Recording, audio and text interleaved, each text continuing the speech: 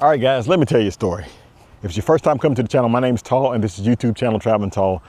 And the channel is about traveling and motorcycles. And there's a story that I want to share with you guys, and I'm going to try to make it short. It's a long story, so I'm going to take out a lot of the details. It spans across multiple days. I'm going to do my best to make it a short story. So, I got invited by Harley-Davidson to ride the new 2026 Harley-Davidson Road Glide Limited and Street Glide Limited.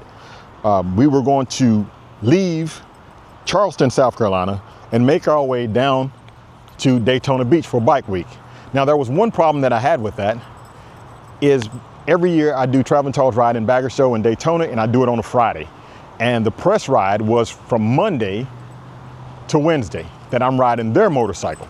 I had to fly into Charleston Airport.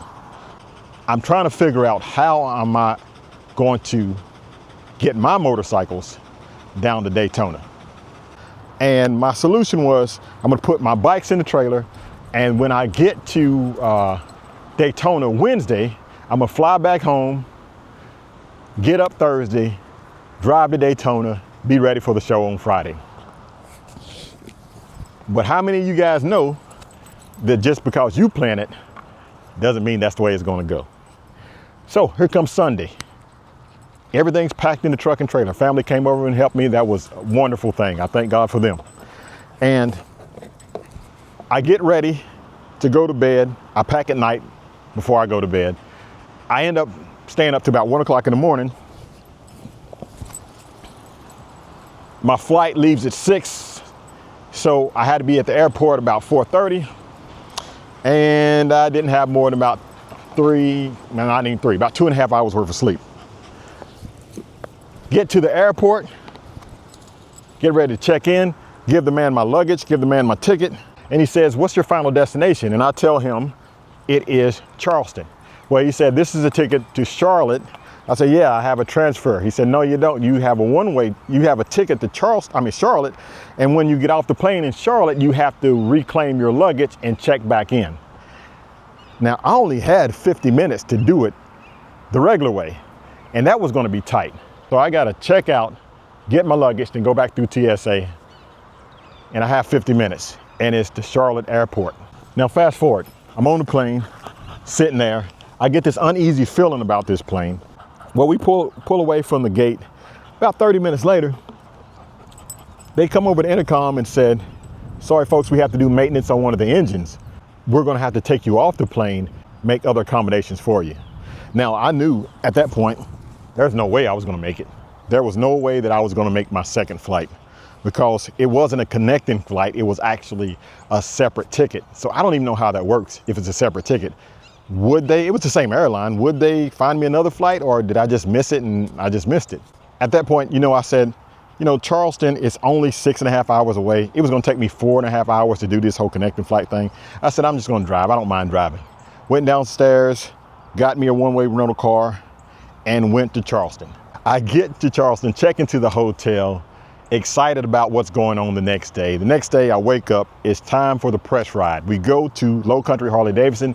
I picked the Road Glide Limited to do the first part of the ride, the first leg of the ride. I ride that all the way to Jekyll Island. Had a great day. Second day, we're at Jekyll Island and we're leaving to go to Daytona. Now, that day I have to break away from the group early because I have to fly out of Daytona and fly back to Knoxville in order to get my truck and trailer to drive back the 680 miles, about 11 hours, to be ready for the show on Friday. So I get to the airport. We made it to the airport. It was a little tight, but we made it to the airport. Get on the plane, 7 o'clock, flew into Atlanta airport. Then from Atlanta airport, finally get on the plane to go to Knoxville. Get to Knoxville around 12:05. Get home around 1 a.m. My plan, I said, I'm going to sleep as long as I possibly can. Well, all my family was already in Daytona. I was excited about the trip. And as soon as I saw daylight, I couldn't sleep. So I get up. It's like 7 a.m. when I leave the house. All my family's already down there. My dad and my mom, they're in their camper. They got a little toy hauler and they got their trike in it. My sister and brother-in-law, they rode their bikes, and my brother and his family, they're all down there. So now I get in the truck on my way to Daytona, where the truck enclosed trailer, 18-foot enclosed trailer, maybe 16 foot. Yeah, 16 foot, 8.5 by 16 foot enclosed trailer with 3 Harley-Davidsons. I got my Road Glide, I got my Street Glide Ultra, and I got my Softail in the back of it. Good catch. Now, as I'm going down the road, all of a sudden I see a light that says, check trailer wiring. I'm like, why would it say check trailer wiring? And I'm on the phone with my brother at this time, and it just keeps on reading check trailer wiring, flashing. I said, okay, let me pull over and check this out and see what's going on. As I said, let me pull over and check this out to see what's going on. Next thing I know, I see a wheel in my side view mirror rolling. The trailer goes, you see sparks flying all over the place. The truck does a little wiggle at first, and thank God that he kept me where I could get this thing pulled to the side of the highway. Now, this is a blessing alone that I did not hurt somebody with the wheel coming off running 78 miles per hour with the wheel and tire coming off on the interstate near Atlanta, heavy traffic. It could have ran into the oncoming traffic. It could have did so many things. So thank God that I didn't hurt anybody else, but also thank God that he kept his hands on me and allowed me to take this truck and trailer and steer it to the side of the road. But now I'm on the side of the road. I had a short window. I have to be in Daytona. I have my show that I have to get to. Everybody's down in Daytona. All the trailers is back here. Nobody has access to the trailers. Everybody that has access to the trailers is 680 miles away from home. Now, what am I gonna do? Nobody ever wants to start a video like this. But I'm gonna start it by saying it is a beautiful day. It still is a beautiful day, right? But guys, I got problems. I got serious problems. You see, let me turn this around. I'm on the side of the interstate with the truck. And let me show you the serious problems that I have.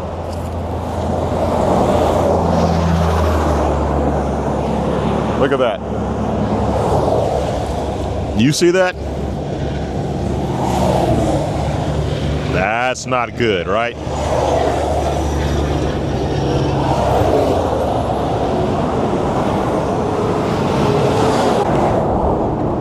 What do? I got a spare tire in the back, but I don't have a spare hub assembly.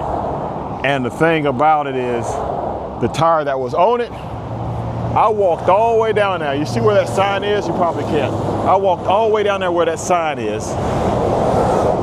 I couldn't find it. I looked everywhere. I can't find my wheel and tire anywhere. Looked on the other side of the interstate, can't find it. You know, I even looked under the trailer. You know, thought maybe I rolled over it and drug it. Nope. Can't find it nowhere. Do I detach the truck and come back and get the trailer? Leave 3 Harley-Davidsons on the side of the road? Nah, I didn't think that was a good idea. So I'm just like, I don't know, you know what I mean? Good catch, girl. I'm trying to figure out like, what should I do? But I'm doing this whole countdown in my mind. Like, man, it's already getting later and later, and I gotta go to this show and people are expecting me to be there. What am I gonna do? You know what I'm saying? You know, if I don't show up to my own show, that's pretty doggone bad. So I'm stressed out about it, if I'm being honest with you. So I stopped, I prayed, I'm feeling better about it, but it's still a concern, right? Well, I finally found a number to a trailer company. Good girl. So I called them up. They said they'll be out in 30 minutes. They came out in about an hour and a half. This is actually the trailer company that I called Trailer Repair Company. So hopefully he'll help me out and get me going here. Let's talk to him and see what he has to say. How you doing? Good.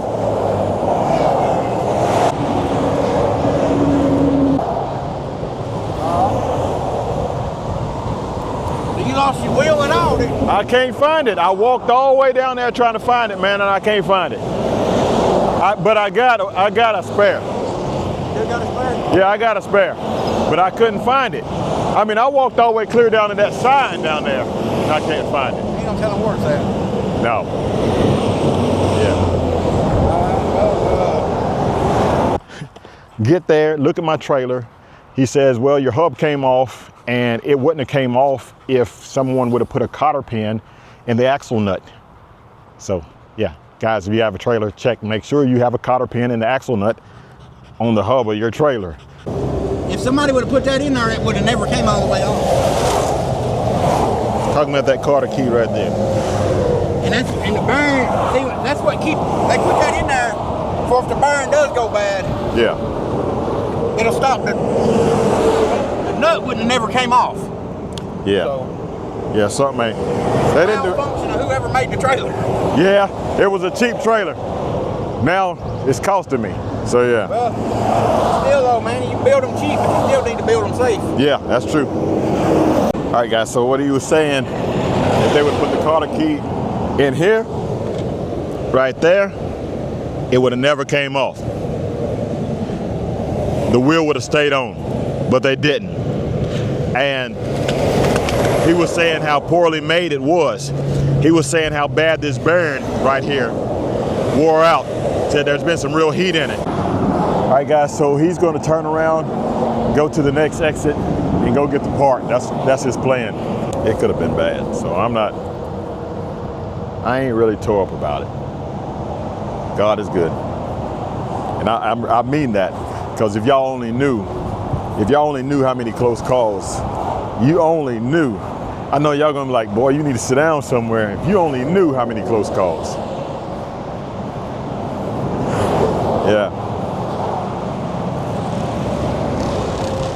So while he's going, I'm like, hey, let me just check and see where that wheel went. I got another spare in the truck, but I want to see where the wheel and tire went. So I go walking down the interstate to see if I can find it. I'm scanning the side of the woods. I don't see it. I'm looking, there's a swampy area, kind of looking, I don't see it. Then I said, well, it had momentum. It might have rolled past me. So I walk in front of the truck and trailer on both sides of the interstate, trying to look for it. Guys, I done walked all the way down here trying to find this tire. I can't find this tire for nothing, but I got an idea. I'm about to put my YouTuber skills to the test. Get my drone out. I'm gonna look for my tire and see if I can find my tire. That sounds like a good plan, like the best plan that I can think of. So let's give it a try. Let's see here.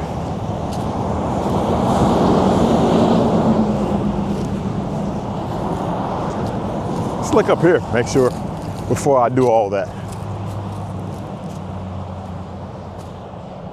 I don't see no tire, man. It should have been behind me, but I said, oh, it could have been in front of me. So let me just walk and see if I see it. And I don't see it, so I don't see it anywhere. So I'll get the drone out, see if I can find it. Best thing that I think I can do right now, while I'm waiting on the guy to come back and fix the hub. Okay, it didn't work. I didn't see the tire. And the tire that you do see on the side, that was not my tire. That was a tractor trailer tire. Well, my family, again, they kept on calling me. Are you okay? Everything all right? I told them what I was going to do. They're trying to give me suggestions. Like, what, you need to call this person and call that person. I said, I already called them. I said, I just need time to think. So finally, the man shows up. And when he shows up, he has another hub. He has to grind off this piece that's on the axle. He sticks the other hub on, put the cotter pan through it. I get the spare tire out, put the spare tire on, and $680 later, I am on my way. But it's 6 hours later, about to go through Atlanta at about 5 o'clock now, when I would have been going through Atlanta at about 11. So I'm going through Atlanta about 5 o'clock, and traffic is pretty bad. And as I'm driving that truck and trailer, I'm doing the math like, can I make it tonight? You know what I mean? Can I make it in the day, make it in time? Should I just like stop somewhere and get a hotel? Should I just keep on trying to drive through the night and push it? Or should I just pull over? I got this enclosed trailer. I keep a sleeping bag in the back, just pull over, sleep in the trailer, and then keep on, get a couple hours of sleep and keep on pushing. Because remember, I haven't had any sleep, right?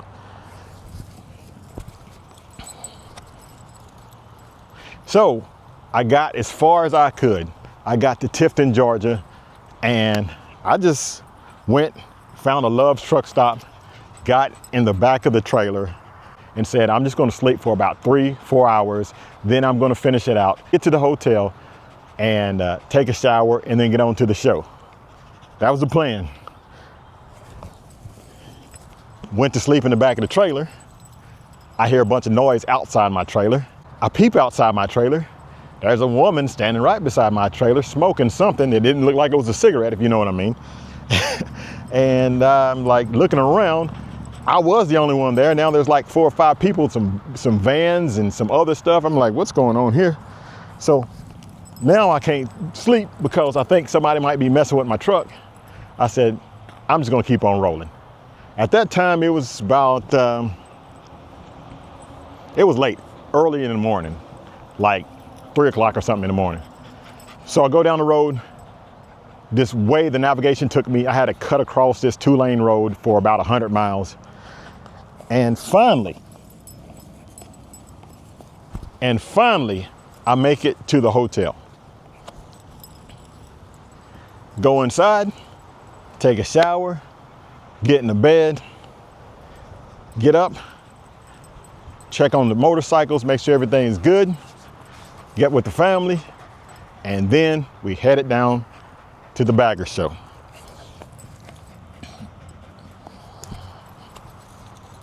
Excited, but yes, tired. I had such a blast at this show. It was the best turnout that I ever had. It had some really good bikes in it. Had a great time. The whole vibe, everything was good about the show. Meeting with people, have meet and greets, you know, just meeting with people, seeing people I haven't seen in a long time. Everything went good. Everything went great. I couldn't ask for a better show. But on that drive home Sunday, I started thinking about something. I started reflecting on how much my family helped me, thinking about how my wife had everything prepared for me, how my family came over that Sunday and helped load the trailer and try to make provision for me so it'd make it a lot easier as I travel on that Thursday coming down to Daytona. But there was one thing that I just thought about the whole way going down the road that I just couldn't get out of my mind. My sister told me that my daddy, being 81 years old, was so concerned about me, even though we was 500 miles distance away from each other, that he was willing to leave his truck, his motorcycle, and everything to drive back down 500 miles toward the house just to help me out at 81 years old. And that right there is the thing that I just can't get out of my mind, that my dad was so concerned about me that he was willing to leave everything he had to come check on his son, his grown son, by the way. I'm a grown man, his grown son. But then I thought about this, what just really left me in awe, that if my earthly father traveled that far of a distance just to come check on me, can't help to think about my heavenly Father, all the ways that he's made and the things that he's done for me. He kept me. That trailer could have been flipped over on the side of the highway. That tire could have hit somebody. There could have been so many different situations that could have took me out of this. But God kept his hand on me. So I just want to tell somebody today with assurance that we have a Father in heaven that cares about his children. He said he promised to never leave you nor forsake you. And I just want to share this scripture with you. It comes from the King James Version, Matthew chapter 7, verse 11. It says, "Or what man is there of you whom if his son asks bread, will he give him a stone? Or if he asks a fish, will he give him a serpent? If ye then being evil know how to give good gifts unto your children, how much more shall your Father which is in heaven give good things to them that ask him?" That right there just gives me a whole level of peace right there. I think about how good God has been to me. I'm grateful for everything that he's done. I'm grateful for the family that he blessed me with. And I just wanted to share that with you. And that's just a reminder, the love of a good father has no limits. And our Father in heaven, he's a good father.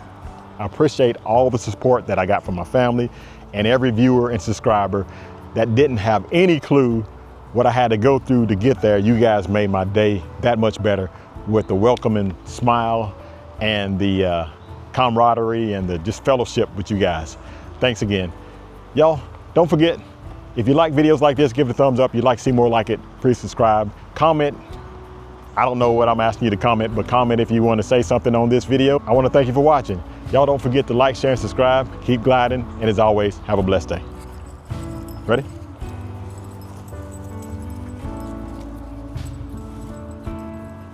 Good girl, good catch.